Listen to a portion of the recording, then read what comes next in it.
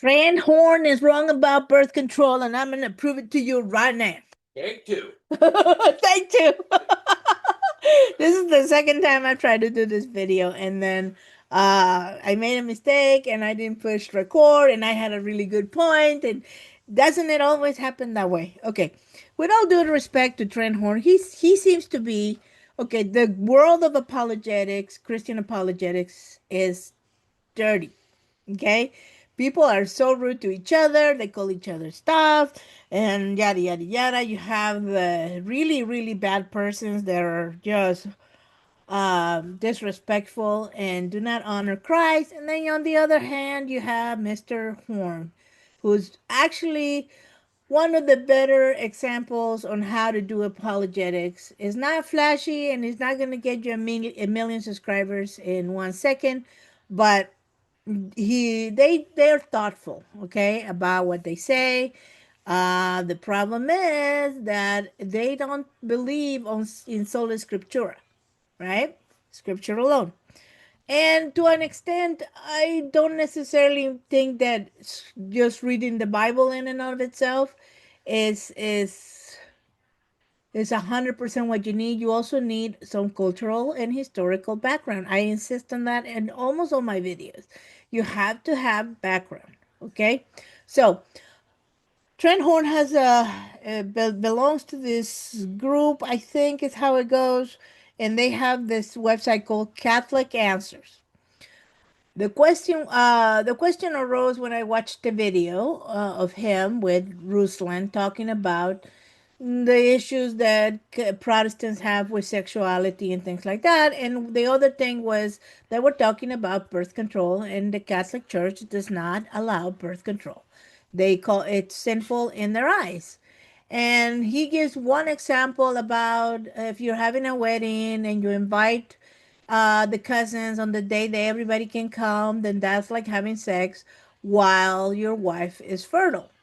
And then he says, but then when you invite the cousins on a day that you're not going to that they are not able to come to the wedding, then that's like having sex when your wife is not fertile. Okay. And then the third option, the contraceptive option, is inviting sending, not only having the wedding, but sending your cousins a note saying you are not welcome. Okay. Which is sounds really good, right? Until you really think about it, because the presupposition in that particular analogy is that the cousins exist. But you and I know, and he knows too, the life doesn't really begin in the imagination of anybody. Okay? Life begins at conception. When an egg meets a sperm, then you have life. Okay? If the presupposition that the cousins exist of his cousins are because he's thinking of sperm as cousins, or is it the egg as a cousin? But there is no such thing as a well of souls, pre-existing souls, and things like that. Every single one of us is a brand new spirit, a brand new soul created by God on the moment of conception. Okay, let's get that straight. So I went through I did reach out on Facebook and I asked him. I said, "Where is your biblical? You got to start with the Bible. Even if you later on do tradition, you still have to start with the Bible." And I'm like, where does the Bible say that we're not allowed to use birth control? Okay, the first thing. Then they quote in their website. They quote. Let me share. Let me see. Genesis 38:9, and it's speaking about Onan spilling his seed, and God killed him. Now, in their view, uh, it wasn't it was the spilling of the seed that made God mad, because in Deuteronomy, then we have the punishment for a man that does not perform the duty to raise up children for his dead brother, as a simple slap in the face and spit in the face and things like that. The first mistake with that is that it is that their definition is retroact, their proof text or whatever is retroactive. Okay, in the book of Genesis, the people did not have the Levitical laws yet. Seems to be that there was some sort of loose law where you did that, and so they stuck with it, and that's what they did. But this was not dictated by God yet. Okay, we don't have that in writing. It hasn't been, the Torah has not been given yet. Okay, so that is not what that's about.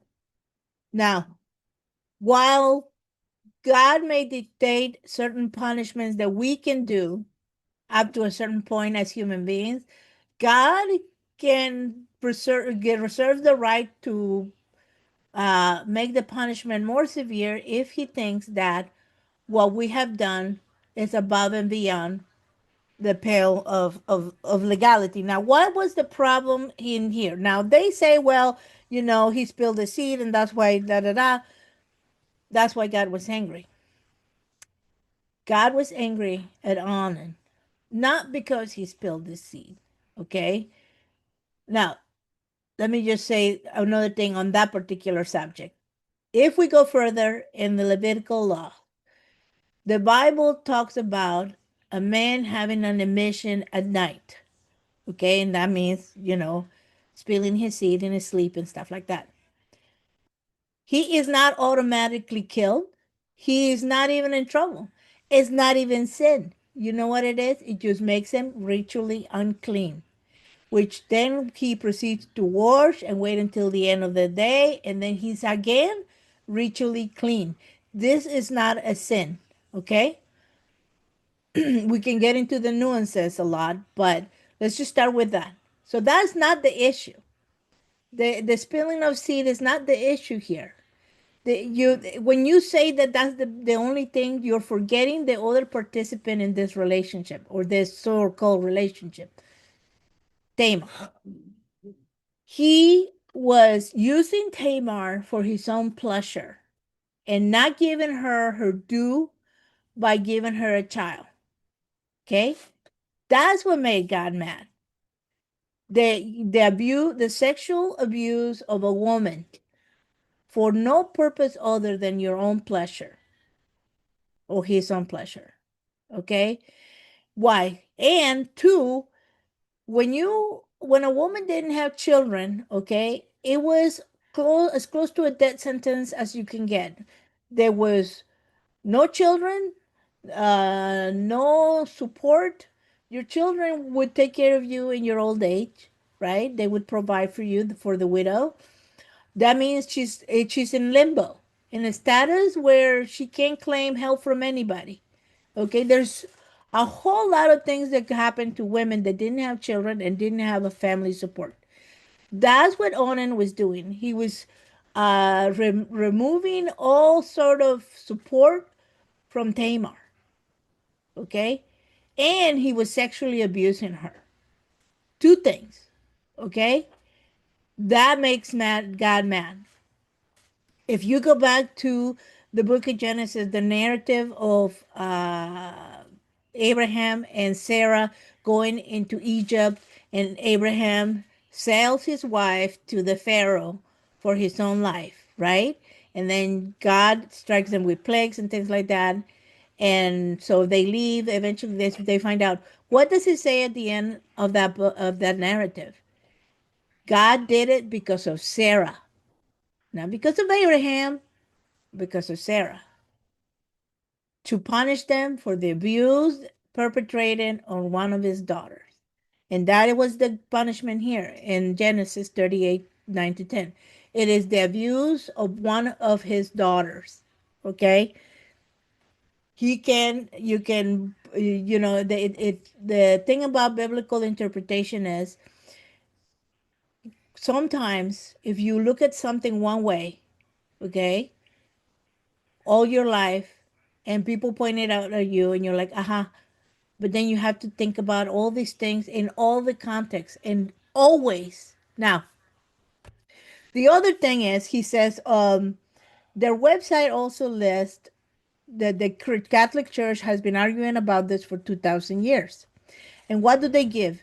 They give me a list of people that were born and discuss this after the death of Jesus Christ, the death or resurrection of Jesus Christ. So I don't really care what a man 100, 200, 3,000, 300 years removed from Jesus Christ has to say about it. Because this guy is not a Jewish man like my Savior is. Okay? So, what was the Jewish context of it? In the Mishnah, we are told that the be fruitful and multiply command is fulfilled when the man has a boy or a girl, or a boy and a boy, depending on which sage you talk to.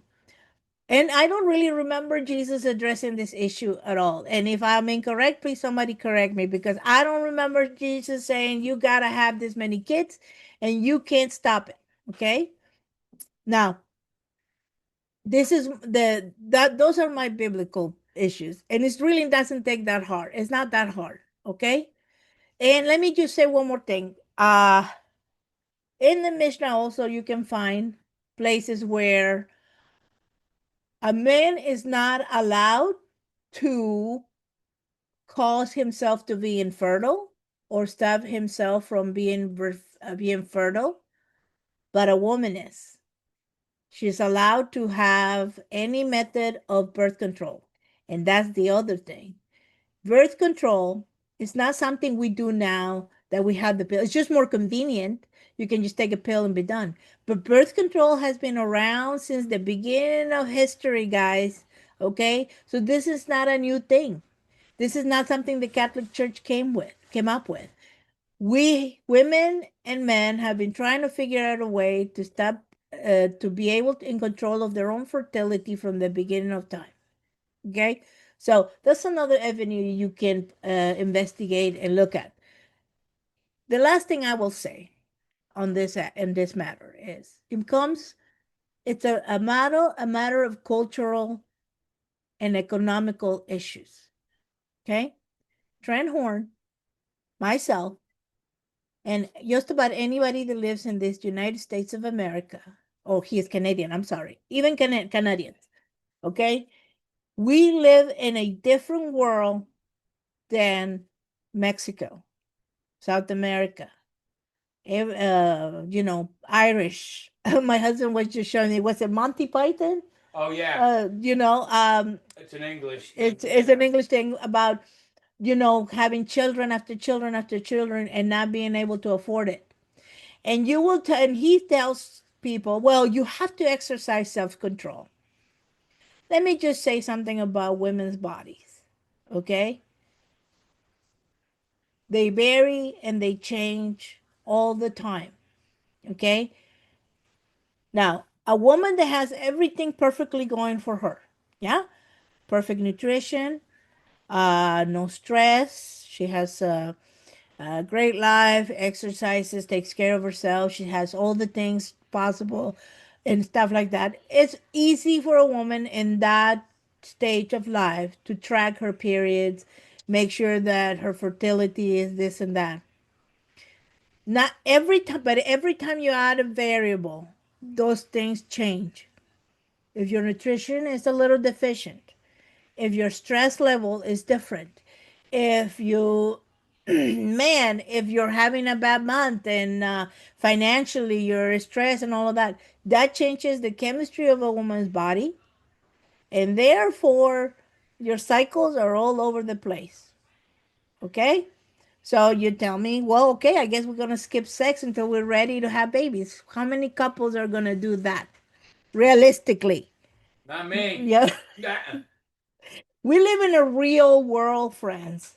Okay? We live in the real world, and God meets us where we are.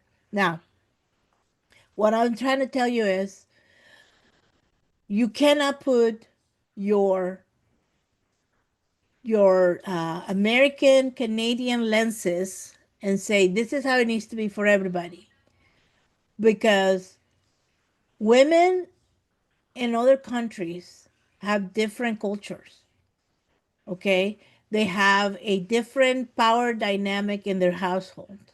They have all these things. There's poverty, okay? And you, what you're doing when you're saying to a woman in Mexico, in Ireland, in whatever Roman Catholic majority country that she doesn't have the education, the knowledge, the know-how, and all of that she's not allowed to prevent pregnancy with a simple pill or with her husband using a condom or however it is that they see fit to do it. What you're actually doing is you're perpetrating an actual crime against these people because kids are a lovely addition to your family, but if you have 5 kids and you're barely making it, one more is a lot. Okay, so should we not take first into consideration all the socioeconomic things that are happening in people's lives before we decide, hey, you know what, you're not supposed to use birth control of any kind because God said so? And let me just say this: I read the Bible cover to cover over and over again.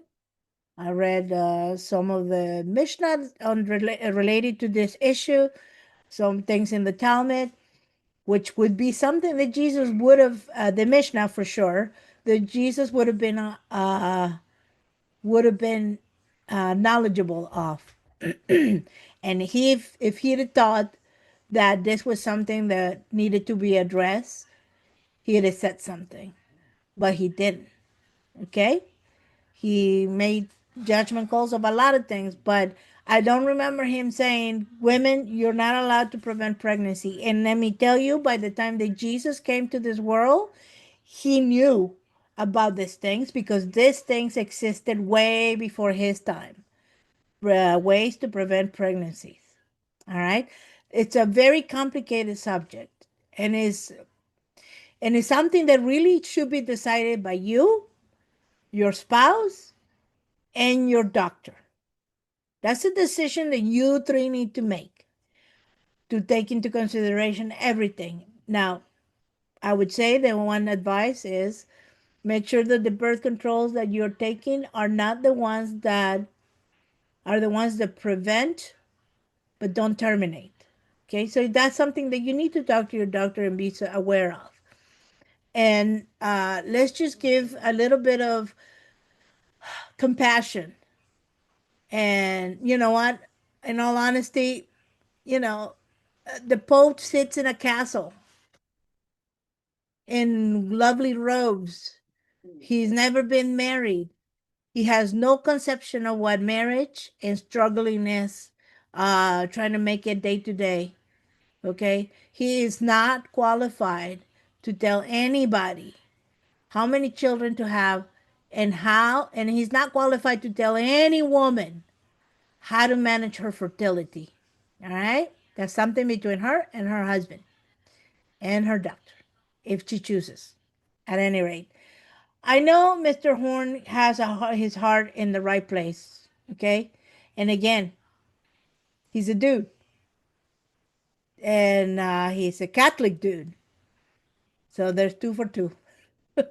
And with all due respect, like I said, he's one of the better ones out there when it comes to apologetics and things like that. But in this one issue, that means, and I mean, if it is a sin that is in their view, a sin that sends you to hell, which I don't believe exists anyways, uh, there's a whole lot of women going to hell. It's probably only gonna be men in the other side. Anyways, it's all fun and games. But friends, um, do your own research. Don't take the word of men when God made never made those demands on the women's bodies or in your marriage. He said, be fruitful and multiply. I don't remember Jesus saying that. What Jesus said was, go make disciples of the nations. Okay? Things change. God adapts for us. He doesn't adapt, but he adapts his rulings for us because he meets us where we are. Okay? He does. If you're struggling as a parent, and you have six, eight children, and you're like, one more is just a little bit too much for us, look in your conscience, read your Bible, do some research. But is there's a lot of sins that can be committed by having one too many kids. Okay, neglecting your children is not a good thing. So, and you have to weigh things around. But again, the one thing I would say is, like I said just now, do your own research, look that up, and you need to really sit down with your conscience and your spouse and your doctor to talk about this.